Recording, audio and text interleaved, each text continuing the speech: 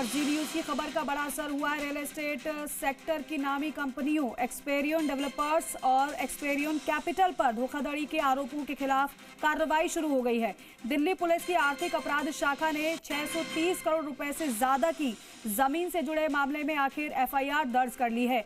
क्या थी ये धोखाधड़ी और कौन कौन शामिल था इसमें, देखिए रिपोर्ट में।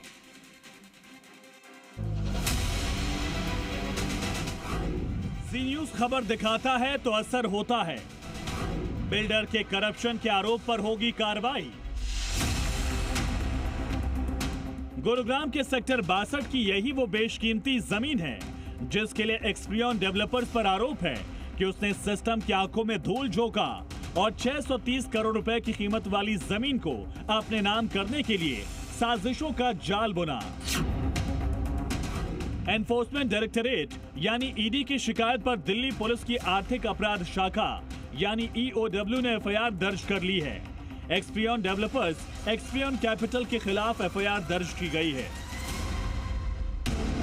एक्सपेरियन बिल्डर की धांधली का खुलासा जी न्यूज बहुत पहले ही कर चुका है, जिसकी वजह से पिछले कई महीनों से जांच चल रही थी। चलिए समझाते हैं आखिर कैसे जमीन को हथियाने के लिए एक गहरा चक्रव्यूह रचने का आरोप है। डिग्निटी बिल्डकॉन प्राइवेट लिमिटेड नाम के एक रियल एस्टेट समूह ने गुरुग्राम में जमीन खरीदने के लिए बैंकों से बड़ा कर्ज लिया था। डिग्निटी बिल्डकॉन ने स्टैंडर्ड चार्टर्ड बैंक और ब्लैकस्टोन जैसी कुल 6 संस्थाओं से 992 करोड़ रुपए से ज्यादा का लोन लिया था। ईडी का आरोप है कि एक्सपेरियन डेवलपर्स ने खेल करते हुए डिग्निटी बिल्डकॉन की संपत्ति को कौड़ियों के भाव करीब 332 करोड़ रुपए में अपने नाम करने की कोशिश की। ईडी की जांच में सामने आया था कि एक्सपेरियन ग्रुप सीधे तौर पर कंपनी नहीं खरीद पा रहा था, इसलिए उन्होंने पहले सिस्टम को उलझाया। आरोप है कि जानबूझकर कोर्ट में याचिकाएं डाली गईं ताकि वक्त बर्बाद हो और पीछे से वोट खरीदे जा सकें। ईडी के मुताबिक एक्सपेरियन ग्रुप ने धांधली के लिए अपनी ही दूसरी कंपनी एक्सपेरियन कैपिटल ईसीपीएल के जरिए खेल किया। जांच के मुताबिक एक्सपेरियन कैपिटल ने 160 करोड़ रुपए देकर स्टैंडर्ड चार्टर्ड बैंक का कर्ज खरीदा और 50% वोटिंग राइट्स हासिल कर लिए। स्टैंडर्ड चार्टर्ड बैंक का कर्ज 494 करोड़ से ज्यादा का था, लेकिन उसने सिर्फ 160 करोड़ में यानी 70% के नुकसान पर कर्ज बेच दिया था। इसी तरह ब्लैकस्टोन समूह से जुड़ा करीब 58 करोड़ का कर्ज, जिसको करीब करीब आधी कीमत यानी 25 करोड़ में एक्सपेरियन ग्रुप को बेच दिया गया। इन 25 करोड़ रुपए से ब्लैकस्टोन कंपनी का 10% और वोटिंग राइट हासिल कर लिया।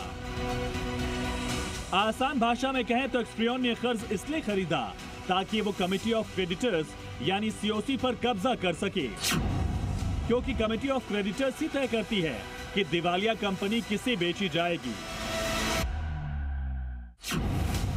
दरअसल प्लान ये था कि मैं ही खरीदार हूं और मैं ही फैसला करूंगा कि किसे बेचना है।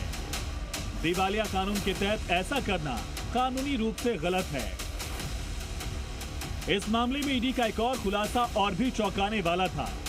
अल्केमिस्ट एआरसी, जिसके पास वोटिंग का 35% अधिकार था, उस कंपनी के प्रतिनिधि ने ईडी के सामने बयान दिया कि उन पर दबाव डाला गया ताकि वो एक्सपेरियन कैपिटल के पक्ष में वोट डाले। अल्केमिस्ट एआरसी के प्रमोटर हैं आलोक धीर। आलोक धीर पेशे से कॉर्पोरेट वकील हैं और इसी का फायदा उठाकर वो फंसे हुए लोन को अपनी ही कंपनियों के जरिए खरीदने लगे। ऐसी ही एक हेराफेरी के केस में आलोक धीर और उनकी कंपनी फंस चुकी है और अब एक्सपेरियन ग्रुप केस में भी आलोक धीर और उनकी कंपनी अल्केमिस्ट एआरसी की भूमिका संदिग्ध है। ऐसी धांधली के जरिए एक्सपेरियन कैपिटल ने 95% वोटिंग पावर हासिल की और अपनी ही दूसरी कंपनी एक्सपेरियन डेवलपर्स के रेजोल्यूशन प्लान को पास कर दिया। और जांच में सामने आया था कि ऐसा करने के लिए उसने साम और दाम का सहारा लिया। इस घोटाले में एक और खेल खेला गया। गुरुग्राम के सेक्टर 62 की जिस 9.32 एकड़ जमीन के लिए ये पूरी बिसात बिछाई गई, वो जमीन ईडी पहले ही जब्त कर चुकी थी। वो जमीन रेलिगेयर फिनबस घोटाले के पैसों से थी। ईडी का कहना है कि एक्सपेरियन ग्रुप ने ट्रिब्यूनल से बात छिपाई। एक्सपेरियन ग्रुप पर दिवालिया प्रक्रिया का गलत इस्तेमाल कर सस्ती कीमत पर जमीन हासिल करने की कोशिश करने का आरोप है। इसकी जांच अब दिल्ली पुलिस की आर्थिक अपराध शाखा के पास है। परत दर परत खुलेगी और इस धांधली में शामिल कंपनियों और व्यक्तियों के खिलाफ चार्जशीट तय करेगी, जिसके बाद कोर्ट इसमें शामिल दोषियों को सजा सुनाएगी। परिवेश वात्स्यायन, स्पेशल इन्वेस्टिगेटिव टीम, जी मीडिया।